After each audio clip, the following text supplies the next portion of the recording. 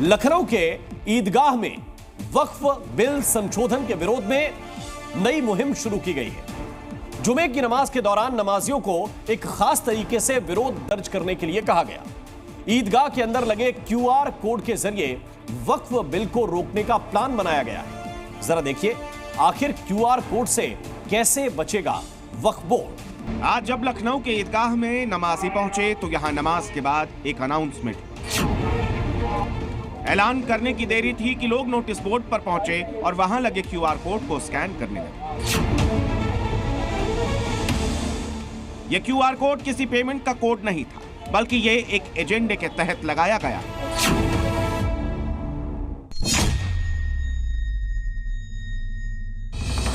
लखनऊ ईदगाह में notice board पर चस्पा इस QR कोड को स्कैन करने की होड़ लगी है। ईदगाह पहुंचने वाले ज्यादातर मुस्लिम समुदाय के लोग कोड को स्कैन कर रहे हैं। सवाल उठता है कि ये है क्या? दरअसल ये एक विरोध प्रदर्शन है। लखनऊ में वक्फ संशोधन बिल के विरोध में मुहिम शुरू की गई। शुक्रवार को जुमे की नमाज के दौरान नमाजियों को QR कोड स्कैन करके विरोध दर्ज करने को कहा गया है।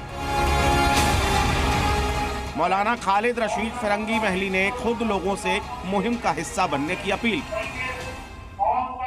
आवाम की आसानी के लिए पर्सनल लॉ बोर्ड ने QR कोड जारी किया है, तो उस QR कोड के जरिए से आप आसानी अपनी राय ज्वाइंट पार्लियामेंट्री कमेटी तक पहुंचा सकते हैं।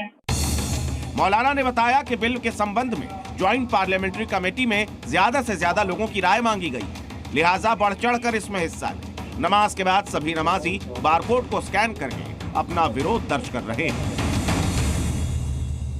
अभी देखिए, जॉइंट पार्लियामेंट्री कमेटी ने वक्त के ताल्लुक से जो अपनी राय मांगी है, उसी के ताल्लुक से यहाँ पर ये कोशिश की जा रही है कि बड़े पैमाने पर तमाम नमाजियों से इसके खिलाफ और इस बिल के खिलाफ अपनी राय का इजहार कराया जाए।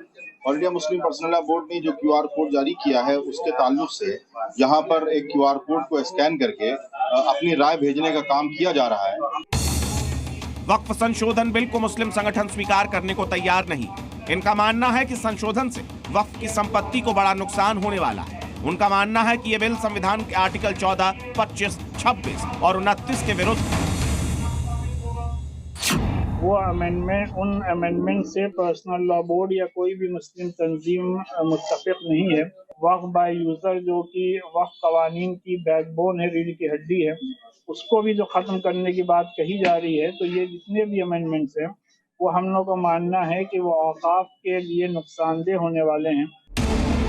वक्फ बिल को रोकने के लिए विपक्ष के कई नेता समेत मौलानाओं ने मुहिम छेड़ रखी है।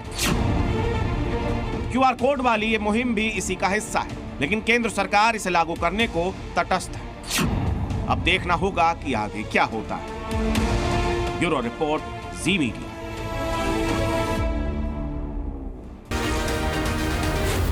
Z News.